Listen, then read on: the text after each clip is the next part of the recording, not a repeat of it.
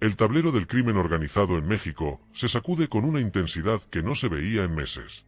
Lo que comenzó como una serie de enfrentamientos aislados en diferentes puntos del país se ha convertido en una reconfiguración total del poder criminal, con Iván Archibaldo Guzmán en el centro de la tormenta. El máximo líder de la facción conocida como los Chapitos enfrenta ahora su peor escenario: capturas de mandos clave, territorios que caen como fichas de dominó, operadores financieros tras las rejas y una desbandada de sicarios que huyen ante la presión de fuerzas federales y grupos rivales. De acuerdo con diversas fuentes y reportes que han circulado en los últimos días, al menos 456 elementos armados vinculados a la estructura de Iván Archibaldo habrían abandonado posiciones estratégicas en diferentes plazas del país. Esta cifra, que emerge de testimonios de habitantes de comunidades afectadas y de fuentes cercanas a la investigación, refleja el golpe más severo que ha recibido esta organización desde que inició el conflicto armado en Sinaloa.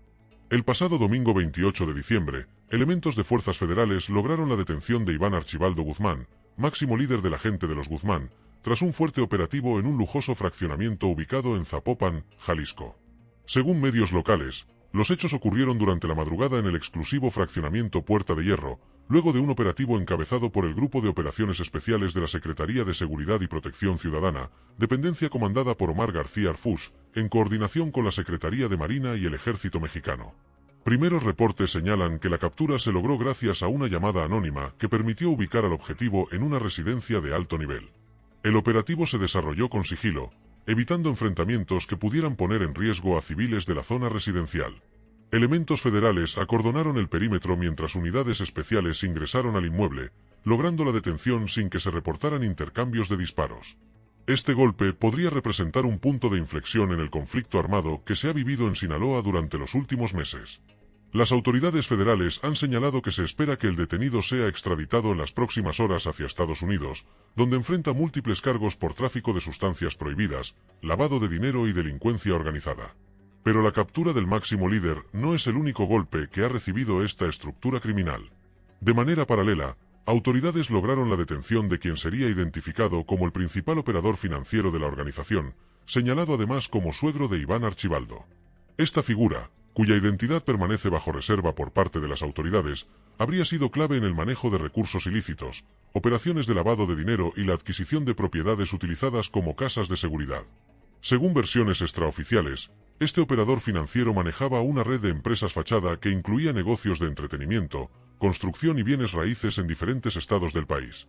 Su detención representa un golpe directo a la capacidad económica de la organización, limitando el flujo de recursos necesarios para mantener operaciones, pagar nóminas de sicarios y adquirir armamento.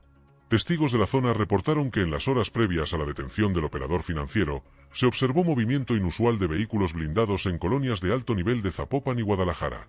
Habitantes señalaron que camionetas de modelo reciente circulaban a altas velocidades, aparentemente en labores de contravigilancia que finalmente resultaron infructuosas. La caída de Elota representa otro capítulo crítico en esta serie de acontecimientos. La tarde del viernes 26 de diciembre se reportó un enfrentamiento entre grupos antagónicos en la localidad de Casas Viejas, en Elota, Sinaloa.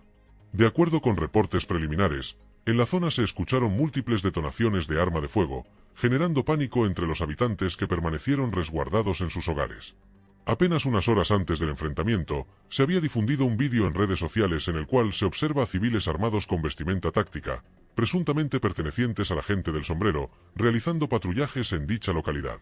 Las imágenes muestran un convoy de al menos 6 camionetas blindadas circulando por brechas de terracería en la región. Elota representa un bastión estratégico que le disputan a René, alias el Doble Cero, quien fuera señalado como jefe de plaza de Iván Archibaldo en esa región. La entrada de fuerzas rivales a este territorio confirma el debilitamiento de la estructura que hasta hace poco mantenía control sobre esta zona agrícola y ganadera del sur de Sinaloa. Habitantes de comunidades aledañas reportaron que durante los días previos al enfrentamiento se habían observado movimientos inusuales en la zona. Convoys con elementos armados circulaban por caminos rurales, estableciendo retenes improvisados y realizando labores de vigilancia que anticipaban el conflicto que finalmente estalló. El saldo del enfrentamiento no ha sido confirmado oficialmente. Las autoridades mantienen hermetismo sobre el número de personas lesionadas o fallecidas, aunque versiones extraoficiales señalan que habría habido bajas de ambos bandos durante la tracatera que se prolongó por varios minutos. En otro frente, Casinos y centros de entretenimiento vinculados a la estructura de Iván Archibaldo habrían sido objeto de operativos que dejaron múltiples establecimientos clausurados. Según fuentes cercanas a la investigación, estos negocios funcionaban como puntos de lavado de dinero y centros de operación logística para la organización. Las imágenes que circulan en redes sociales muestran establecimientos con sellos de clausura y vehículos oficiales acordonando las zonas. Testigos reportaron que los operativos se realizaron de manera simultánea en diferentes municipios, evidenciando una estrategia coordinada por parte de las autoridades federales. De acuerdo con medios locales, al menos 8 establecimientos habrían sido asegurados en operativos que incluyeron la participación de elementos de la Guardia Nacional, Ejército Mexicano y autoridades de la Fiscalía Estatal. En el interior de estos inmuebles se habrían localizado documentación, equipo de cómputo y recursos en efectivo que serán integrados a las carpetas de investigación correspondientes. La desbandada de sicarios es quizás el indicador más claro del colapso que enfrenta esta estructura criminal. Habitantes de comunidades en la Sierra de Sinaloa reportaron que grupos de hombres armados abandonaban posiciones que habían mantenido durante meses.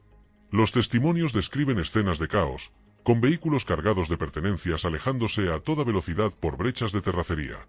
Según versiones de la zona, muchos de estos elementos habrían cruzado hacia estados vecinos buscando refugio, mientras que otros estarían intentando negociar su rendición ante autoridades federales. La cifra de 456 sicarios en fuga surge de conteos realizados por habitantes de diferentes comunidades que han presenciado este éxodo masivo. La explicación detrás de esta huida masiva es múltiple. Por un lado, la captura del máximo líder genera incertidumbre sobre la cadena de mando y la capacidad de la organización para seguir operando. Por otro lado, la detención del operador financiero significa que los pagos y la logística que mantenía funcionando a esta estructura se han visto severamente comprometidos. Testigos señalan que en algunas comunidades, los elementos armados simplemente dejaron abandonadas troconas blindadas y armamento pesado antes de huir. Las imágenes que circulan muestran vehículos con impactos de arma de fuego estacionados en brechas rurales, aparentemente abandonados por sus ocupantes que huyeron a pie hacia zonas de difícil acceso. El contexto de estos acontecimientos no puede entenderse sin mencionar los enfrentamientos que se han registrado en otras regiones del país durante los últimos días. En la sindicatura de Costa Rica, en Culiacán, se reportó la tarde del viernes 26 de diciembre un enfrentamiento entre civiles armados y elementos de la Secretaría de Seguridad y Protección Ciudadana. Los hechos se registraron cuando sujetos armados que se desplazaban a bordo de 2 camionetas se toparon de frente con elementos federales a un costado del canal de Costa Rica, lo que derivó en un intenso intercambio de disparos. Durante el enfrentamiento, una de las camionetas utilizadas por los agresores cayó al canal mientras continuaba la tracatera en la zona. De manera preliminar, las autoridades confirmaron que 2 civiles armados fueron abatidos, uno de ellos al interior de la camioneta siniestrada. Medios afines a la gente de Iván señalaron que entre los fallecidos podría encontrarse Joel Enrique Sandoval Romero, alias el Loco 19, presunto escolta y secretario personal del Flaco. Sin embargo, dicha versión no ha sido confirmada por fuentes oficiales. Lo que cuentan medios locales es que el reporte de disparos entró alrededor de las 13:30 horas y que el encuentro ocurrió cerca de una curva a unos metros de la capilla de San Judas Tadeo en esa zona agrícola. En ese tramo la maniobra de escape terminó mal. Los civiles quedaron dentro del vehículo que cayó al agua, mientras una camioneta oficial terminó con impactos y daños por choque. El enfrentamiento coincidió con un sepelio que se llevaba a cabo en el Panteón de Ejido el 30, lo que generó momentos de pánico entre los asistentes que buscaron cubrirse entre lápidas, bardas y camionetas estacionadas. En Jalisco, otro episodio de violencia sacudió a la zona metropolitana de Guadalajara. El lunes 29 de diciembre se registró un fuerte enfrentamiento entre civiles en el municipio de Zapopan, en una zona cercana a los límites con Guadalajara, específicamente en el cruce de Avenida Topacio y Calle Brillante. De acuerdo con versiones preliminares y reportes extraoficiales, un grupo de al menos 10 hombres, quienes presuntamente viajaban en 2 camionetas de modelo reciente, descendió de los vehículos y abrió fuego directamente contra los ocupantes de una camioneta Lamborghini Urus color naranja, valuada en más de 5 millones de pesos, la cual circulaba por la zona y era escoltada por al menos una camioneta. Los escoltas privados, presuntamente armados, repelieron la agresión, lo que derivó en una balacera intensa que según testigos y reportes se prolongó entre 10 y 20 minutos, generando pánico entre vecinos, automovilistas y personas que se encontraban en comercios cercanos. Tras el intercambio de disparos se habría producido una persecución por varias cuadras, dejando como saldo cientos de casquillos percutidos con cifras que van desde 50 hasta más de 200, según distintas fuentes. La Lamborghini Urus quedó severamente dañada por impactos de arma de fuego, al igual que los vehículos de los escoltas. Autoridades confirmaron que el hombre atacado fue identificado como Alberto, empresario dedicado al comercio de cereales y al transporte, con operaciones en el mercado de abastos de Guadalajara. En el mismo hecho también perdió la vida su hija de 16 años, así como un escolta que lo acompañaba.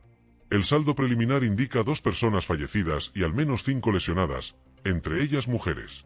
En el estado de Chiapas, la madrugada del sábado 27 de diciembre, Villaflores se despertó con el sonido de camionetas llegando de golpe y una llamarada que en minutos convirtió 2 centros nocturnos en escenarios de devastación.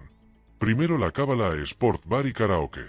En la fachada el calor se pegaba como una segunda piel, el humo subía pesado y dejaba un olor a plástico y gasolina que se metía en la garganta. Afuera 3 vehículos terminaron calcinados. Casi al mismo tiempo, en otro punto del municipio, Anubises Disco Club en la Plaza Tulipanes también se prendió. Lo más delicado no es solo lo que ardió, es lo que falta. Porque mientras las llamas se tragaban esos lugares, 7 hombres desaparecieron. Y entre ellos, según la propia Fiscalía de Chiapas, están los dueños de los 2 bares. Sergio Enrique Pereda Tamayo, de 30 años, dueño de la Cábala. José Armando Coutinho Ruiz, de 28 años, dueño de Anubises Disco Club. José Ángel Martínez Marina, de 45. Eduardo Vázquez Ramírez, de 21. Mauricio Camilo Girón de 26, Juan Ovani y Camilo Girón de 30, José Rubiel Constantino Rodríguez de 33. La Fiscalía reportó mujeres lesionadas por quemaduras, en reportes oficiales se habló de 3, aunque versiones posteriores subieron la cifra a 4. Después del golpe llegó la respuesta del Estado. Más de 200 elementos entre Ejército, Guardia Nacional, Marina, Guardia Estatal y la Fuerza de Reacción Inmediata PACAL se desplegaron en la región.